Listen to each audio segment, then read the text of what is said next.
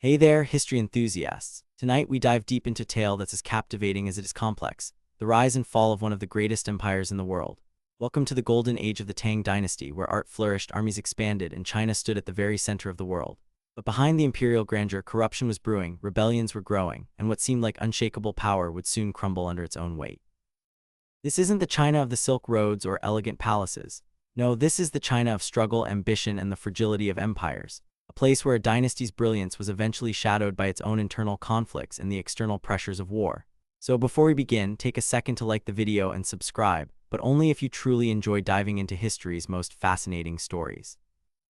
Let me know in the comments where you're tuning in from, because I love seeing the incredible range of people who join these deep dives into the past.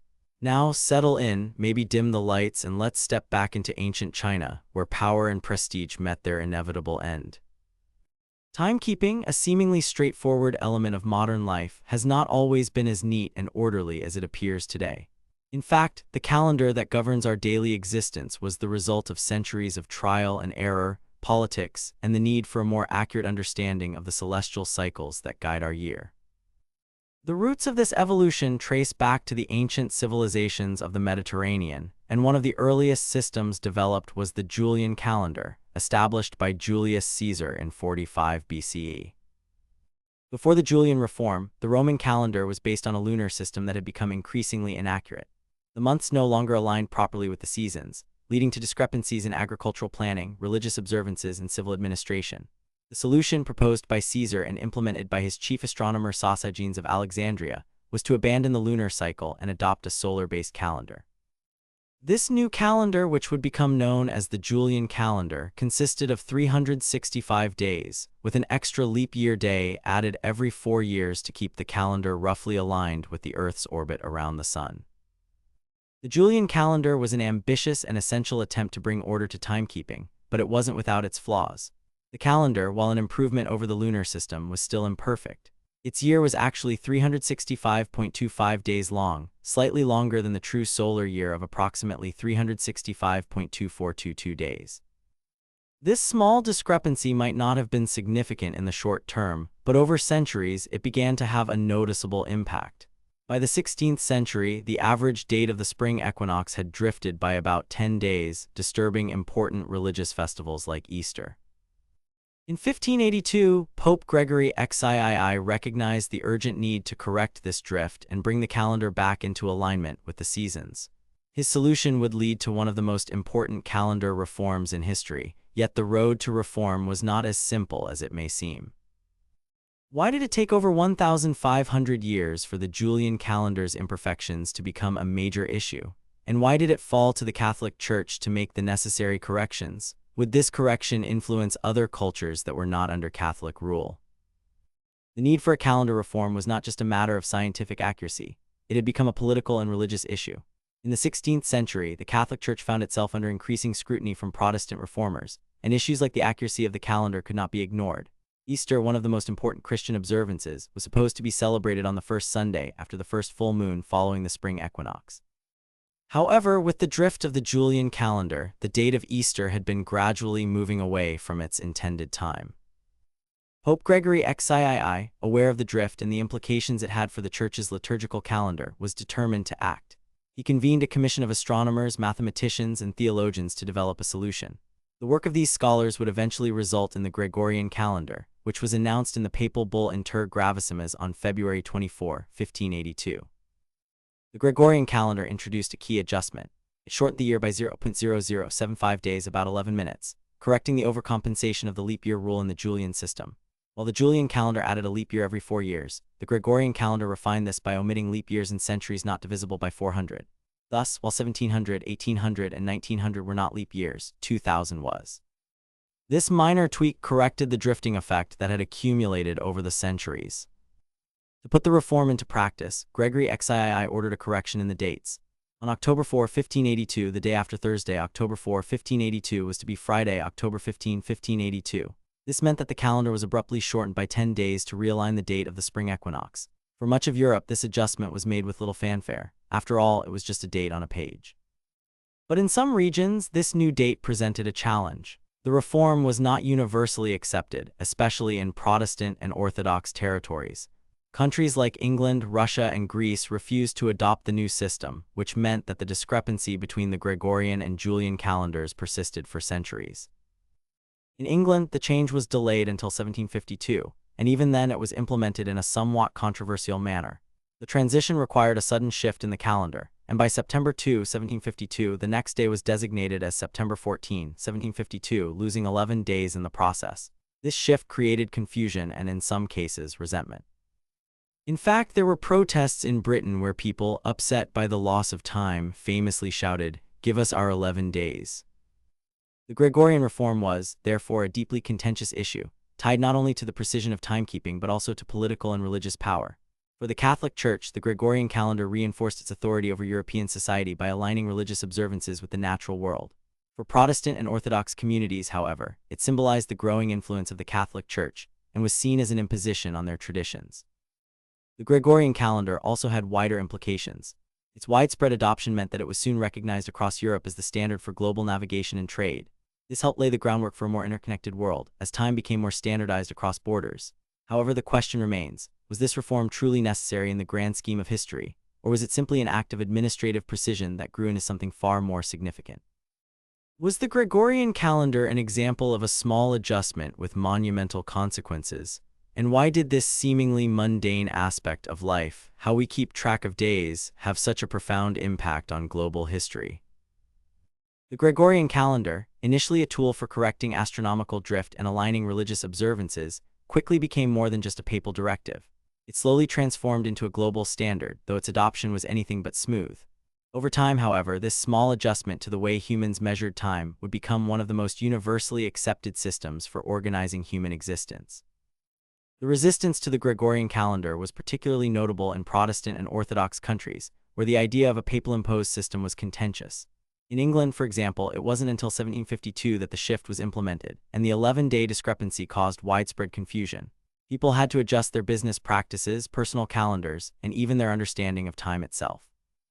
By then, however, much of Europe had already adopted the new calendar, and those who didn't found themselves out of sync with the rest of the continent. The political dimensions of the reform highlight the deep intertwining of religious authority and the measurement of time. For the Catholic Church, the new calendar was both a scientific advancement and a tool for asserting its influence. By the late 16th century, the Church's role in European politics and religious life was immense, and controlling something as fundamental as the calendar gave the papacy a form of subtle power. Adopting the Gregorian calendar was not just about mathematical precision. It was about conforming to the Church's authority and, in many ways, its ability to shape the rhythms of everyday life. In the broader context of European history, the Gregorian calendar symbolized the beginning of a more unified, standardized way of measuring time. This unification proved essential as Europe entered the age of exploration, colonialism, and international trade. Navigation, agricultural planning, diplomacy, and scientific exploration all benefited from the shared structure of the calendar. If the world had continued to use the Julian calendar, or no unified system at all, it would have been far more difficult for these interconnected developments to thrive. Yet there is a peculiar irony in the Gregorian calendar's rise. While it started as an ecclesiastical necessity, it has now become a secular tool for managing the modern world. Today, the calendar is ubiquitous, used for everything from business transactions to personal appointments, and it is difficult to imagine life without it. Most of the world, whether it follows Catholicism, Protestantism, or any other religion, uses the Gregorian calendar without thinking about its origins. The shift that caused such controversy is now so deeply embedded in our daily lives that it has become almost invisible. In places like Ethiopia, however, the legacy of the Gregorian reform remains a stark contrast. The Ethiopian calendar, still in use today, has been unaffected by the Gregorian shift.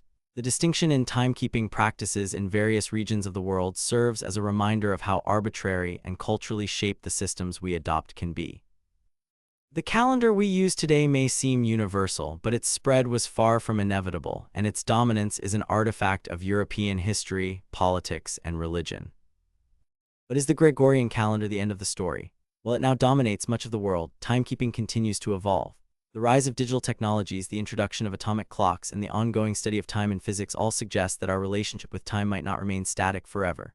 Could future innovations one day make the Gregorian calendar obsolete, or is it destined to be the final chapter in the history of timekeeping? As we look at the world today, it's easy to take for granted something as simple as the calendar on our phones or walls. But the journey of the Gregorian calendar from religious necessity to global standard reflects broader historical trends, how small changes in society, often overlooked, can ripple out and change the course of history in unexpected ways. This story ends with a thought. The Gregorian calendar began as a small and seemingly mundane reform, but its widespread adoption marked the beginning of a more connected and organized world. How many other seemingly insignificant reforms or adjustments in history have had such far-reaching consequences? The story of the Magna Carta begins with the reign of one of England's most notorious kings, John, often remembered in history as John Lackland, for his inability to retain lands in France. His rule from 1199 to 1216 was marked by instability, failure, and controversy. King John's reign would set the stage for one of the most important legal documents in history, the Magna Carta, but at the time his actions were less likely to inspire awe than to provoke rebellion. John inherited the throne after the death of his brother, Richard the Lionheart, who had been off on crusades for much of his reign. Richard had left England in a vulnerable position, and John's ascension only deepened this vulnerability. Though John was an intelligent and capable administrator, his political tactics were often ruthless, and his ability to maintain loyalty among his barons was fraught with tension. From the outset, John faced multiple problems. His rule was characterized by heavy taxation to fund military campaigns, particularly those aimed at recapturing lost territories in France. His attempts to regain Normandy, which had been lost during his father's reign, were disastrous. The loss of these lands in 1204 was a heavy blow to John's authority, and it only deepened his unpopularity with the nobility. John's financial demands on the barons to fund wars were steep, and many of them grew increasingly resentful of what they saw as excessive taxation for little return. Additionally, John's penchant for seizing land and wealth from his nobles only added fuel to the fire. He was notorious for exploiting legal loopholes to strip land from his barons and take it for himself or grant it to his loyalists. The barons, who had been accustomed to a certain level of autonomy and influence in the kingdom, were now faced with a monarch who not only taxed them heavily, but also undermined their power and privileges. Despite his personal flaws, John's reign was not devoid of ambition. He was determined to assert royal power in a kingdom that had long been shaped by the influence of its barons. His desire to control the legal system and diminish the barons' ability to challenge his decisions would eventually lead to a monumental confrontation between the crown and the nobility. But how did a king, so embroiled in conflict and unpopularity, push a group of powerful nobles to demand such a radical change? Was it simply the result of his overreach, or did the political and social climate of medieval England also contribute to the barons' eventual rebellion? By 1214, King John's authority had reached a breaking point. His military failures in France, the financial burden of constant warfare, and his increasingly arbitrary treatment of the barons led to widespread discontent. In addition to his political missteps, John had alienated the church, which had previously been a key ally. His disputes with the Archbishop of Canterbury and his interference in church affairs, including the appointment of bishops, led to a papal interdict in 1208, which suspended religious services in England. The interdict was a severe blow to John's legitimacy, and in 1213, under pressure from both the church and the barons, John agreed to submit to Pope Innocent III, recognizing the Pope's authority over England and receiving papal forgiveness.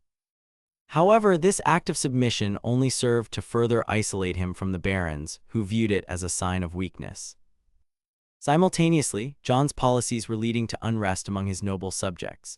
The barons, already burdened with high taxes and John's heavy-handed rule, were increasingly unwilling to tolerate his disregard for their rights. They were accustomed to a system of governance in which they had a certain level of autonomy, and John's actions threatened to strip them of the control they had enjoyed over their lands and livelihoods. The barons' dissatisfaction with John's rule came to a head when in 1215 they rebelled. The rebellion began as a demand for reform but quickly escalated into a full-scale confrontation. Led by powerful barons who were determined to reign in the king's power, the rebellion was not simply a protest against taxation, it was a challenge to the very foundations of monarchic authority. The barons sought not just to limit John's rule, but to force him to acknowledge that the crown was not above the law, a notion that would have been unimaginable just a generation earlier. In response to the uprising, John was forced to negotiate. The barons presented him with a set of demands, known as the Articles of the Barons, which outlined their grievances and proposed solutions. The articles addressed a range of issues, from excessive taxation to the king's interference in feudal rights, the abuses of royal justice, and his heavy-handed treatment of the church. These demands set the stage for what would become the Magna Carta, but at the time, they were merely the first step toward forcing the king to the bargaining table. The negotiations culminated in a historic meeting between the king and the barons at Runnymede, a meadow beside the River Thames, in June 1215. Runnymede was chosen as the site of the meeting not only because of its location, which was equidistant from London and Windsor Castle, but also because it was a neutral ground, symbolizing the potential for compromise between the king and the barons. As they gathered in this open field, the weight of the moment was not lost on anyone present. What was about to unfold would have profound implications for the future of the English monarchy and the relationship between rulers and subjects. On June 15, 1215, King John reluctantly affixed his seal to a document that would forever alter the course of history, the Magna Carta. The Magna Carta, meaning Great Charter, was a contract that sought to limit the power of the king and enshrine certain legal rights for the barons and eventually all free men. It contained 63 clauses, many of which dealt with the immediate grievances of the barons. These included the protection of property rights, limitations on taxation, the promise of fair trials, and the establishment of certain freedoms that would protect the barons' status and lands from royal encroachment. However, despite the significance of the Magna Carta, John's reaction to the document was one of anger and resentment. Though he agreed to the terms, he immediately sought to undermine the charter. Soon after signing, John appealed to Pope Innocent III, asking for papal support to annul the Magna Carta. The Pope, in turn, declared the charter null and void and sided with the king. The stage was set for further conflict, as the barons, feeling betrayed, renounced their loyalty to the king, and the nation soon found itself embroiled in civil war. In retrospect, the Magna Carta was not so much a victory for the barons as it was a complex compromise, one that, while it did not immediately end the conflict, planted the seeds for the development of constitutional principles that would evolve over centuries. The Magna Carta was not a democratic document in the modern sense, as it primarily served the interests of the nobility, but it represented an early step in the movement toward limiting royal authority and ensuring that rulers were held accountable to the law. Yet this raises an interesting question. Why did the Magna Carta, a document that failed to bring immediate peace and whose terms were quickly disregarded by John, become such an enduring symbol of liberty? What was it about this specific rebellion and its outcome that gave rise to the mythos of the Magna Carta as a cornerstone of freedom? Though King John's signing of the Magna Carta in 1215 was more an act of appeasement than a genuine commitment to limiting his power, the document's legacy would endure far beyond his reign and the immediate aftermath of his actions. Despite John's attempt to annul the charter and the subsequent civil war that erupted, the principles outlined in the Magna Carta would eventually be enshrined as cornerstones of English law and influence the development of constitutional governance worldwide. After the king's death in 1216, his successor Henry III was just a child, and the kingdom was left in the hands of a regency. The regents, seeking stability and legitimacy, reaffirmed the Magna Carta in 1216, 1217, and 1225, ensuring its continued existence. Over time, many of the charter's clauses were reinterpreted, modified, or ignored, but certain principles endured. The idea that the king was not above the law, that taxes could not be imposed without the consent of the kingdom's barons, and that a fair trial was a right, all these concepts would become foundational to English governance. The most enduring legacy of the Magna Carta is the notion of due process of law, which has become a fundamental aspect of modern democratic systems. The Magna Carta's Clause 39, which states, "No free man shall be imprisoned or deceased or outlawed or exiled or in any way destroyed except by the lawful judgment of his peers or by the law of the land," laid the groundwork for what would later become the concept of trial by jury and the presumption of innocence in legal proceedings. These principles continue to resonate in legal systems around the world today. But the Magna Carta's influence did not end at the borders of medieval England. Its ideas would inspire political movements across the centuries. In the 17th century, during the English Civil War, the idea of limiting royal power would be revived, leading to the eventual establishment of parliamentary sovereignty and the decline of absolute monarchy. The Magna Carta's influence also crossed the Atlantic, inspiring American colonial leaders, and ultimately shaping the U.S. Constitution. The American Bill of Rights, adopted in 1791, contains elements that echo the Magna Carta, particularly in its guarantees of individual freedoms and protections against arbitrary government actions. Even as the Magna Carta evolved and its original clauses were whittled down or superseded, its symbolic power as a foundational document in the development of liberty and legal rights only grew. The idea that rulers, even kings, must abide by the law became a central theme of Western political thought, and this idea gradually spread across the world. Yet despite its lofty status in history, we must ask, Was the Magna Carta truly the great victory for freedom and justice that it has been portrayed to be? While it certainly set the stage for the development of modern constitutional rights, it was still primarily a document crafted to serve the interests of a select group of noblemen. The rights it guaranteed did not extend to common people, peasants, or women. Furthermore, many of the provisions were focused on maintaining the barons' privileges rather than advocating for broad-based civil rights. In many ways, the Magna Carta was not a democratic document in the modern sense but a negotiated settlement between the king and a powerful elite. So, how should we view the Magna Carta today? As a document of limited but significant progress in the evolution of governance, or as a necessary but ultimately partial first step toward broader notions of individual rights and democracy? While the Magna Carta may not have directly liberated the common people of England or ushered in the modern democratic era, it undeniably set into motion the legal and philosophical ideas that would shape the course of Western civilization. Its lasting legacy is less about the specific legal clauses it contained, and more about the radical shift in thinking it represented. The idea that rulers are not above the law and that the rights of individuals, however narrowly defined, must be respected. As we reflect on the Magna Carta's impact, we might consider the countless other historical moments, often overlooked or misunderstood, that have similarly shaped our modern world. The Magna Carta's path from a peace treaty between a rebellious group of barons and an unpopular king to its status as an enduring symbol of liberty invites us to think more deeply about the ways in which historical events, no matter how seemingly insignificant at the time, can come to represent something much larger. What other small events in history have had similarly profound effects on our world today? This story ends with a reflection. The Magna Carta's legacy is a testament to the slow and sometimes imperfect evolution of legal and political rights. How many other documents, events, or ideas, perhaps even ones we take for granted today, could hold similar significance, waiting for their full impact to be realized in the future? The Roman Empire, with its vast territories spanning Europe, North Africa, and the Middle East, was a marvel of administrative efficiency.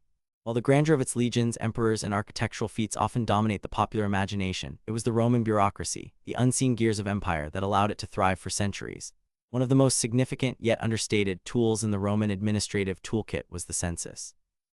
In ancient Rome, the census was not merely a count of the population. It was a deeply political and economic tool that allowed the state to assert its control over its citizens. It had roots in the early days of the Roman Republic and was in its earliest form a way to organize the citizenry for military service and taxation. In its most basic sense, the census was a process by which the Roman state gathered information about its people, their property, their wealth, and their social status. The first formal census of Rome was instituted around 508 BCE, long before the establishment of the empire. The practice continued for centuries, becoming more organized and sophisticated over time. By the time of Augustus, the first emperor of Rome, the census had evolved into a critical tool for maintaining the power and stability of the empire.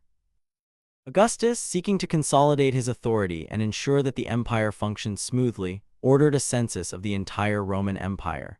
This census, conducted in 28 BCE, marked a new chapter in the history of the Roman census, as it was the first time that the Roman state sought to systematically survey its entire vast empire. Why did Augustus decide to undertake such a monumental task at this particular point in Roman history? Was it a matter of simple governance, or was it also a calculated move to reinforce his authority after the turbulent years of civil war and the fall of the Roman Republic? And what would such an extensive survey reveal about the inner workings of the Roman Empire? Augustus, born Gaius Octavius, came to power in the aftermath of a brutal civil war that saw the collapse of the Roman Republic. With the fall of the Republic, Augustus faced the enormous challenge of re-establishing order and consolidating power over a deeply fractured empire. His rule, known as the Principate, was carefully structured to give the appearance of a return to the traditional Roman Republic, even though he held absolute power. One of the key elements of this new order was the system of taxation and governance, which required accurate and reliable information about the empire's population, resources, and wealth. The census, while crucial, was not an easy task. The Roman Empire was vast, covering territories that stretched from the British Isles in the west to the Middle East in the east, and from North Africa in the south to the Rhine and Danube frontiers in the north. To conduct a census of such an expansive empire required meticulous planning and an army of officials who could travel through the provinces, gathering data on every citizen, their property, and their status.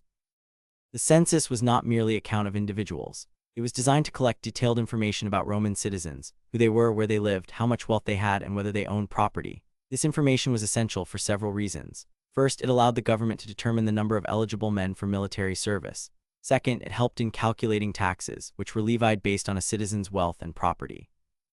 Third, it allowed the state to manage the distribution of resources and ensure that wealth was being generated from every corner of the empire. To organize such a vast undertaking, Augustus appointed a series of censors, officials responsible for carrying out the census. These individuals were given extraordinary authority to enter every city and province, taking stock of the people and their assets. The process of the census was intrusive, requiring individuals to declare their wealth, property, and family connections. It was a process that revealed the deep structure of Roman society, with all its divisions and hierarchies, and was an expression of the empire's ability to reach into the lives of its citizens and control them. One of the most notable aspects of Augustus' census was that it also extended to the provinces outside Italy, including the farthest reaches of the empire. In this way, Augustus solidified his control not only over the heart of the empire but also over the fringes, where local elites and traditions might have previously resisted central authority. The census served as a reminder to these distant regions that they were part of a greater whole and that their allegiance to Rome was being monitored and calculated. Despite its vast reach, the census was not without controversy. Roman citizens, especially in the provinces, often resented the census as an intrusive act of surveillance and control. There were accusations of corruption and manipulation during the process, as local officials often had the power to adjust figures for political reasons or to inflate tax revenues. Moreover, the census could lead to the imposition of heavy taxes on the poor and disadvantaged, further deepening social inequalities. Yet despite the resistance and occasional backlash, the census of Augustus was successful in its goal. It provided the emperor with the information he needed to strengthen his rule and effectively manage the empire. It also reinforced the idea that the emperor, through his administrative power, was the ultimate arbiter of Roman life, able to define who was a citizen, who owed taxes, and who had the right to participate in Roman society. What is particularly striking about Augustus' census is how it embodies the dual nature of Roman governance, the blend of pragmatism and control. The census was not just a bureaucratic exercise, it was an assertion of power, a way for Augustus to remind the empire that its strength lay in its ability to monitor and regulate every aspect of life. But what was the true impact of this census on the lives of ordinary Romans and provincials? Did it make them feel more connected to the empire, or did it deepen the sense of being subjects in a vast and distant empire? The results of Augustus' census, though often invisible in the historical record, had profound and lasting consequences for the Roman Empire. In many ways, it marked the beginning of a more systematized, centralized form of governance that would define the empire for centuries. The census, while an administrative tool, became an expression of Roman authority, a symbol of the state's power to shape and control its vast population. The information gathered not only gave Augustus the means to levy taxes and draft soldiers, but also helped him maintain control over a sprawling empire that was prone to rebellion and unrest. In the immediate aftermath, the census ensured that the empire's finances were more streamlined, and military resources could be more efficiently allocated. The knowledge gained through the census allowed Augustus to conduct military campaigns with greater precision, knowing exactly where to focus recruitment efforts and how to allocate resources across the empire. This kind of efficient management was key to Augustus' long-term strategy of stability and peace, which would come to be known as the Pax Romana, Roman peace. One of the key aspects of the census was its role in solidifying the Roman concept of citizenship. Roman citizenship was a powerful tool in maintaining loyalty to the empire. The census allowed the Roman government to keep track of who was considered a citizen, who could vote, and who could participate in the empire's civic and military life. While this system favored those in the core of the empire, Italy and the western provinces, Augustus' reign also saw a gradual expansion of citizenship to individuals in the more distant provinces. This expansion helped to unify the empire, creating a sense of shared identity among diverse peoples and cultures. However, it's important to note that the census also reinforced the divisions within Roman society. It was a reminder of the rigid hierarchies that structured Roman life. The census divided people into classes based on wealth and social status, with the elite receiving privileges and the poor being heavily taxed. This stratification was not new in the Roman world, but the census made these divisions more visible and systematic. For the lower classes and slaves, the census was often a reminder of their subjugated status, and they had little power to resist the state's impositions. Despite its potential for exploitation and manipulation, the census provided the Roman state with a degree of stability and control that allowed the empire to thrive for centuries. It facilitated the efficient collection of taxes, the recruitment of soldiers, and the management of land distribution, essential elements for maintaining the empire's power and military might. In many ways, the census was a precursor to the modern census systems we use today, tools not just for counting, but for managing the populace in a way that ensures governmental authority and the smooth functioning of society. However, the Roman census also had a darker legacy. The very efficiency that allowed the Roman Empire to thrive also contributed to the empire's eventual downfall. The empire's capacity for surveillance and control, which was evident in the census, could not prevent the social unrest, political corruption, and military overstretch that would eventually tear it apart. As the empire grew more centralized, the sense of local autonomy diminished, and the strain of managing such a vast territory led to inefficiency, particularly in the later centuries. The census, once a tool of unity, came to symbolize the bureaucratic overreach that some argued weakened the empire in the long run. Yet the legacy of Augustus' census does not end with the fall of the Roman Empire. Its influence can be seen in the modern world, where censuses are still used by governments worldwide for the purposes of governance, taxation, and representation. The modern census, while far less invasive than its ancient Roman predecessor, still carries the same fundamental objective: to gather data that will allow governments to govern more effectively. The connection between Augustus' census and the future of data collection is undeniable. In an era of digital surveillance and global data systems, the spirit of Augustus' census lives on in the modern tools we use to track populations, monitor economic activity, and manage social systems. The question remains, what does it mean for the individual when their existence is reduced to a set of numbers on a government record? In many ways, the practice of gathering data about citizens, whether for military, economic, or political purposes, has never truly gone away. But what does this constant data collection mean for personal freedoms, privacy, and the balance of power between the state and the individual? As we look back at Augustus' first census, we are reminded that the methods of control and governance used by empires in the past still shape the world we live in today. The same tools that helped Augustus create a lasting peace in the Roman Empire are now used globally to manage populations in the modern world. The long-term impact of Augustus' census shows how even the most mundane aspects of governance, like counting people, can have lasting effects on history, shaping everything from political power structures to personal liberties. In the medieval period, few industries were as influential as the wool trade. While we often think of wool simply as a fabric warm, soft, and ubiquitous, it was in fact the backbone of European economies for centuries, particularly in England. The wool trade began as a modest enterprise but grew into an economic powerhouse, one that influenced everything from royal policies to everyday life in medieval Europe. Wool production had deep roots in ancient civilizations, but it was during the early Middle Ages that it truly began to take shape as a major industry. The demand for wool in Europe was driven by a combination of factors, including the growing popularity of woolen garments and the increasing influence of trade across the continent.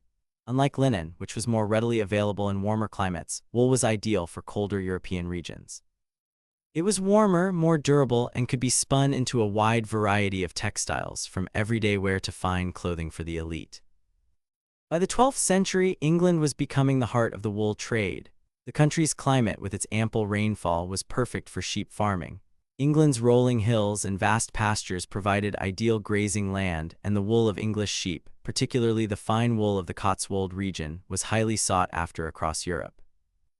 As a result, England's sheep farmers began producing wool not only for local use but for export to the rest of Europe, especially to the wool-weaving centers of Flanders and Italy. The wool trade became more than just a local business, it was an international enterprise. The wealth generated from wool exportation transformed the English economy. The revenues from wool sales helped fund England's military campaigns, royal expenditures, and even the construction of grand cathedrals. The wool trade also played a central role in shaping English society, as the revenues from wool provided the crown with the financial power to exert control over its nobles and strengthen its position in the wider European political landscape. But the economic power of the wool trade was not only in its ability to enrich kings and merchants. It had a profound impact on the structure of medieval society. The growing demand for wool led to the rise of large estates and the development of a more structured feudal system. Large landowners, often nobles, began to take control of vast sheep farms, further concentrating wealth and power in the hands of a few. This concentration of land and wealth created a sharp divide between the elite and the peasantry, whose labor on the sheep farms kept the wool trade running smoothly. The wool trade, therefore, was not just about textiles. It was a driving force behind the social and political structure of medieval Europe. But how did the wool trade grow so rapidly? Was it purely the result of economic opportunity, or was it also tied to larger political forces, such as the expansion of royal power, the rise of merchant guilds, and the shifting balance of power between monarchs and the church? By the late 13th and early 14th centuries, the wool trade reached its zenith, particularly in England, where it became a central economic force. England's position as the leading producer of wool in Europe helped it develop into one of the wealthiest and most powerful kingdoms of the time. The influence of wool rippled through all aspects of society, from the peasantry to the royal court, and it directly impacted political and military developments across Europe. The trade was a highly lucrative business. English wool, particularly from regions like the Cotswolds and the West Country, was renowned for its high quality, and it became a coveted commodity across the continent. Flanders in modern-day Belgium was one of the key areas where English wool was transformed into fine cloth. The merchants of Flanders, some of the wealthiest in Europe, relied heavily on English wool, and their demand for the product helped to fuel the growth of the trade. Italian merchants in cities like Florence and Genoa also played an essential role, establishing trade routes that spanned the Mediterranean and beyond. The enormous profits generated by the wool trade meant that it was of immense importance to the crown. For much of the medieval period, English kings relied on wool revenues to fund their military campaigns, maintain their courts, and solidify their power. Edward I, for example, relied heavily on the wool trade to fund his wars against Scotland. In fact, Edward's reign in the late 13th century saw an aggressive expansion of royal involvement in the wool trade, with royal monopolies established over the export of wool. The crown, in exchange for granting these monopolies to trusted merchants and nobles, could extract more wealth from the trade and ensure that it was controlled in a way that benefited the monarchy. The wool trade in many ways solidified the power of the English monarchy and transformed the country into a key player in European politics. However, it was not without its tensions. The crown's increasing control over wool exports caused friction between monarchs and their barons, who often felt that their interests were being undermined. The barons, who had been key players in the wool trade for generations, found themselves increasingly marginalized as royal control tightened. The conflict between the crown and the barons over wool revenues mirrored larger struggles for political power, with the monarchy seeking to centralize its control and the barons attempting to maintain their economic independence. At the same time, the wool trade had wider implications for Europe. The vast quantities of wool that were being exported from England were influencing the economy of the entire continent. As the demand for wool grew, so too did the wealth of merchant guilds and powerful trading cities. The influx of English wool into Europe transformed the textile industries of places like Flanders and Italy, leading to the creation of an intricate network of trade that stretched from the British Isles to the Mediterranean. However, this booming trade was not without its risks. Wool merchants, who had become powerful economic actors, were often caught up in the broader geopolitical struggles of the time. One of the most significant consequences of the wool trade was the role it played in the Hundred Years' War 1337–1453 between England and France. As both countries sought to assert control over wool production and trade, economic tensions escalated into military conflict. France, which had long been a competitor in the textile industry, sought to undercut England's monopoly on wool production. This led to the French King Philip VI's decision to seize English wool merchants and cut off England's supply of raw wool. In retaliation, England imposed harsh tariffs on wool imports into its territories, which further stoked the flames of conflict. The rivalry between France and England, fueled by economic competition over wool, was central to the outbreak of the war. Both nations understood that whoever controlled the wool trade would have a significant economic advantage, and this conflict over resources would dominate European politics for over a century. The relationship between economics and warfare, driven in large part by the wool trade, was a vivid example of how economic factors could shape the political landscape. But the reliance on wool also had its drawbacks. The wool industry, particularly in England, became so dominant that it stifled other sectors of the economy. The focus on wool exports meant that other industries, such as agriculture and manufacturing, were neglected. This over-reliance on a single commodity left the economy vulnerable to fluctuations in the market and disruptions in trade. The wool trade also contributed to the marginalization of local industries and workers in both England and the wool-importing regions of Europe. As tensions grew between England and France, both nations experienced increasing pressures on their respective economies. While the wool trade was immensely profitable, it also created competition that ultimately led to instability. As we look at the history of the wool trade, the question arises, was the wealth generated from this booming industry a source of prosperity, or did it sow the seeds of conflict and decline in the regions most dependent on it? The prosperity brought by the wool trade in medieval Europe, especially in England, began to unravel by the late 14th and early 15th centuries. Several factors contributed to the decline of the wool industry, and the fall of this once thriving economic sector left deep scars on the societies that depended on it. One of the key reasons for the decline of the wool trade was the disruption caused by the Hundred Years' War. The war between England and France, which began in 1337, ravaged the economies of both nations and severely disrupted the flow of goods across Europe. The war intensified competition for control over key wool-producing regions, and trade routes were increasingly interrupted by conflict and military actions. The French, in particular, imposed blockades and retaliatory measures that directly targeted English wool exports. In response, English merchants and the Crown struggled to maintain the profits they had once relied on. Additionally, the war resulted in a loss of markets for English wool. France, which had traditionally imported large quantities of wool from England to fuel its textile industry, began to develop its own wool production and manufacturing capabilities in response to English monopolies. By the mid-15th century, France had become less reliant on English wool, and other countries such as Spain began to compete in the textile market, leading to a reduction in demand for English wool. The consequences of this economic shift were profound. In England, the collapse of the wool trade devastated the rural economy. The rural gentry, whose wealth had been built on sheep farming and wool production, saw their incomes shrink as their product became less in demand. Many farmers were forced to abandon sheep farming altogether, as wool prices fell and land was no longer as profitable. This left large swaths of land in England underutilized, further destabilizing the economy. But the decline of the wool trade was not solely the result of military conflict. Environmental factors also played a significant role. Throughout the 14th and 15th centuries, England experienced a period of climatic instability. The Little Ice Age, which began in the 14th century, led to colder temperatures, shorter growing seasons, and harsher winters. This had a direct impact on the sheep farming industry, as grazing land became less fertile, and wool production was affected by the poorer health of livestock. The Black Death, which struck Europe in the mid-14th century, also contributed to the decline of the wool trade. The plague decimated the population of Europe, including the labor force that tended the sheep. The significant loss of life, particularly among the rural poor, led to a sharp decrease in agricultural productivity. The resulting labor shortage meant that fewer workers were available to care for the sheep, and the wool industry, which had relied on cheap labor, was severely impacted. Social changes also played a role. As the wealth generated by the wool trade had concentrated in the hands of the elite, the gap between the nobility and the peasantry grew ever wider. In the wake of the Black Death, the surviving peasants demanded higher wages and better working conditions. This led to social unrest, and uprisings like the Peasants' Revolt of 1381 in England became more frequent. As tensions between the classes rose, the ability of the elite to maintain control over the wool trade diminished. Perhaps the most significant shift came in the 15th century, with the rise of alternative industries. As the wool trade faltered, England and other regions of Europe began to diversify their economies. The growing importance of trade in luxury goods, such as wine, spices, and fine metals, took precedence over wool. New industries such as mining and the development of urban centers focused on manufacturing began to draw wealth and attention away from the once dominant wool industry. By the end of the 15th century, the wool trade, which had been central to European economic power for centuries, had largely faded.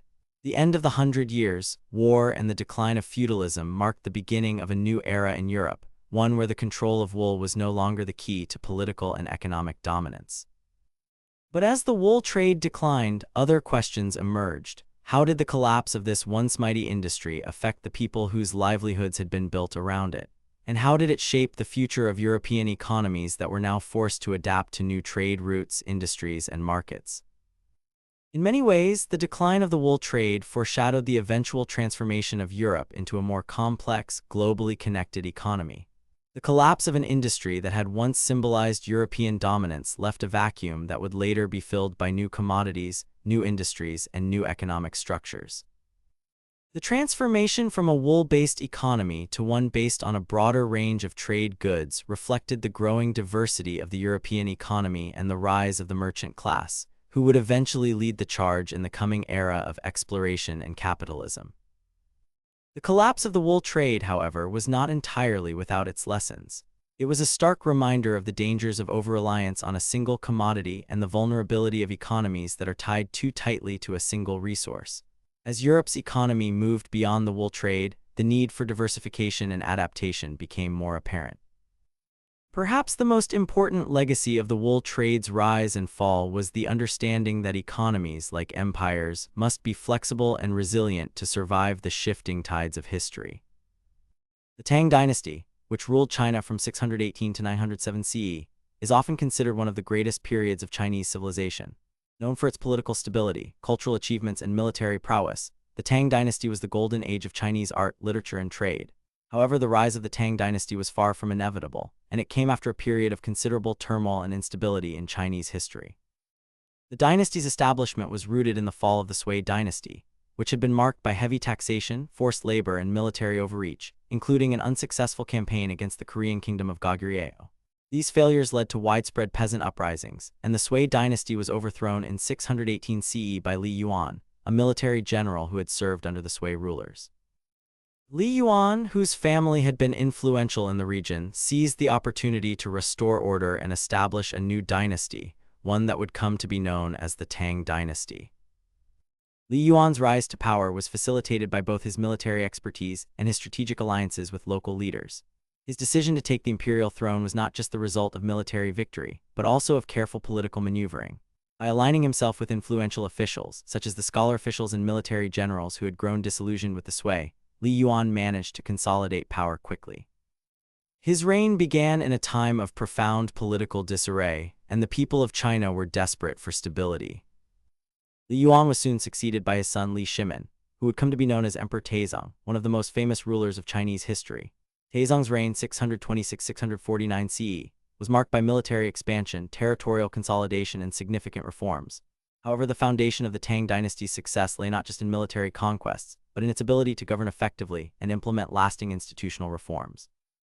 The Tang dynasty's success was not only a product of its strong rulers, but also of its institutional framework. Early Tang emperors, particularly Emperor Taizong, worked to improve the empire's administration by centralizing power and establishing a merit-based bureaucracy. Taizong's reforms expanded the imperial examination system, which allowed officials to be selected based on merit rather than hereditary privilege, thus improving the quality of governance and promoting a more efficient state. But what was it about the Tang's early years that allowed it to consolidate power so quickly after the collapse of the Sui dynasty? Was it solely the competence of its early leaders, or were there underlying social, political, and economic conditions that made the rise of the Tang dynasty possible? Was there something particularly unique about the Tang dynasty's system that allowed it to endure, even as other dynasties faced rapid decline? Once the Tang dynasty had established a firm foothold, it entered what is often considered one of the most prosperous periods in Chinese history. Under the rule of Emperor Taizong and his successors, the Tang Empire expanded in both territory and influence, reaching its zenith in the mid-8th century. This was not only a time of military success, but also a cultural, economic, and intellectual golden age. Emperor Taizong's military campaigns significantly expanded the empire's borders. Under his leadership, China regained control of the Tarim Basin, part of the modern-day Xinjiang region, and expanded its influence into Central Asia, as well as into the Korean peninsula and the steppes. These territorial expansions were not only military achievements, but also served to open up trade routes, further enhancing China's influence along the Silk Road. The Silk Road, which had long connected China with Central Asia, the Middle East, and Europe, flourished under the Tang dynasty. The flow of goods, ideas, and culture between East and West reached new heights. During this period, China exported silk, porcelain, tea, and paper, and imported goods such as horses, precious metals, and religious texts. The Tang dynasty's open approach to foreign trade and diplomacy helped position China as a central hub in the global exchange of goods and culture. But perhaps the most significant aspect of the Tang dynasty's golden age was its remarkable cultural flourishing. This period saw the creation of some of China's greatest literary works, particularly in poetry. The Tang dynasty is often referred to as the Age of Poetry, with poets like Li Bai and Du Fu becoming iconic figures whose works are still celebrated today. The Tang's openness to foreign influence also had a profound impact on Chinese art, music, and religion. Buddhism, which had been introduced to China centuries earlier, became more deeply embedded in Chinese society during the Tang period. The Tang emperors, especially Taizong, embraced Buddhism, allowing it to flourish alongside Confucianism and Taoism, though always under imperial supervision. The Tang dynasty also witnessed advancements in science and technology. One of the most important inventions during this time was woodblock printing, which allowed for the mass production of books and documents. This innovation had a lasting impact on education and the dissemination of knowledge, setting the stage for future advancements in printing and literacy. Similarly, the Tang period saw improvements in medicine, astronomy, and engineering, further contributing to the era's reputation as a time of prosperity and intellectual achievement. The Tang dynasty's political and administrative system also contributed to its enduring stability. The central bureaucracy was organized in a way that allowed for effective governance across a vast empire. The merit-based civil service system, which had been expanded by Emperor Taizong, ensured that competent individuals rather than noble birth were chosen to serve in government positions. This helped to reduce corruption and improve the efficiency of governance. Furthermore, the Tang emperors maintained a strong system of provincial governance, which allowed local officials to manage affairs while still answering to the imperial court. This system of checks and balances ensured that no single faction could gain too much power, contributing to the dynasty's long-lasting stability. However, even in the midst of this golden age, there were signs that the foundations of the Tang dynasty were beginning to show cracks. While the empire was flourishing economically and culturally, its vast size and diversity posed increasing challenges. The military expansion that had brought prosperity also led to challenges in maintaining control over distant territories, especially as local warlords and rebellious factions began to exert greater power. But what was it about the Tang dynasty's leadership and its approach to governance that allowed it to achieve such prosperity and stability? Was the merit-based bureaucracy truly the key to the dynasty's success, or were there other political, economic, and cultural factors at play? Could this golden age have been sustained, or was the eventual decline of the Tang inevitable given the inherent challenges of governing such a vast empire? The Tang dynasty's golden age, while long-lasting, was not immune to the pressures of time, and by the mid-8th century the empire began to show signs of decline. This decline, though gradual, eventually led to the collapse of one of China's most celebrated dynasties. The reasons behind the Tang dynasty's downfall are multifaceted, involving political corruption, military overextension, economic instability, and social unrest. One of the central factors contributing to the decline of the Tang dynasty was the weakening of imperial authority. During the early years of the dynasty, the emperors held strong centralized power. However, as the empire grew larger and more complex, it became increasingly difficult for the emperor to maintain control over distant regions. The decentralization of power was a gradual process, and by the mid-8th century, local military governors known as jidushi had gained significant autonomy, undermining the emperor's direct authority. These regional military leaders often commanded their own armies and controlled vast territories, sometimes more powerful than the central government itself.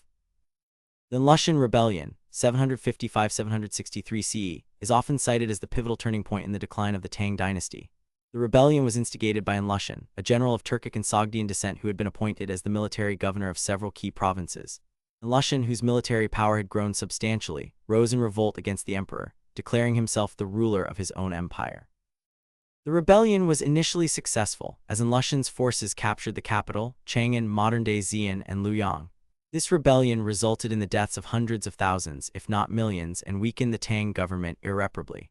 Though the rebellion was eventually quelled by loyalist forces, it marked the beginning of a long period of internal instability. Following the Lushan rebellion, the Tang government never fully recovered its former strength. The military governors gained even more power, and the central government's control over the provinces continued to erode.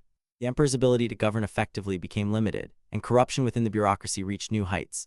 Officials, now chosen more for their familial connections than their merit, mismanaged the empire's resources, contributing to economic instability. Economically, the Tang dynasty began to face mounting difficulties. The loss of agricultural productivity, particularly in the regions affected by the Lushan rebellion, led to food shortages and famine. In addition, high taxes, which had been a fixture of Tang rule, became unbearable for the peasants, many of whom were already struggling to survive. This discontent led to frequent uprisings and rebellions, with peasants taking arms against their landowners and local officials. These uprisings, though initially localized, began to spread across the empire and further destabilize the Tang state. The Tang dynasty also faced significant external threats during its later years. The empire's military focus on suppressing internal revolts drained its resources, leaving it vulnerable to incursions from neighboring nomadic groups. The Tibetan Empire, the Uyghur Khaganate, and other Central Asian forces took advantage of the Tang's weakened state, capturing valuable border territories and further fracturing the empire's stability. As the dynasty continued to weaken, the political and social structure that had supported the Tang for centuries began to crumble. The imperial court, increasingly consumed by infighting and corruption, was no longer able to respond to the needs of the people. The once proud bureaucracy, which had been the foundation of the Tang government, became ineffective and self-serving, leading to the further erosion of the central authority. Furthermore, the elites who had once benefited from the prosperity of the empire began to retreat into their own private affairs, leaving the common people to face the full brunt of the empire's decline. By the late 9th century, the Tang dynasty was in its final stages. In 907 CE, the last Tang emperor, Emperor Ai, was forced to abdicate, bringing an end to the dynasty. This marked the beginning of the Five Dynasties and Ten Kingdoms period, a time of fragmentation and political chaos in China, where regional warlords vied for control. The Tang's collapse paved the way for the rise of new dynasties, but the glory of the Tang era, its cultural achievements, its advancements in governance, and its military strength, was gone. The fall of the Tang dynasty raises an important question. Could the dynasty have been saved? Was its decline inevitable, given the size and complexity of the empire, or were there specific decisions and actions that could have turned the tide? In examining the causes of the Tang dynasty's fall, we are reminded of the fragility of even the most powerful empires. The Tang's strength in the early years allowed it to achieve remarkable stability, but as the empire grew, it struggled with internal divisions, military overreach, and economic decline, challenges that many empires throughout history have faced. The legacy of the Tang dynasty, however, lives on. Its achievements in culture, literature, art, and governance laid the groundwork for future dynasties. The influence of Tang China can still be seen in the art, poetry, and political systems of East Asia. The meritocratic bureaucracy and the contributions to the Silk Road trade, which were at their height during the Tang era, would shape China's role in the world for centuries to come.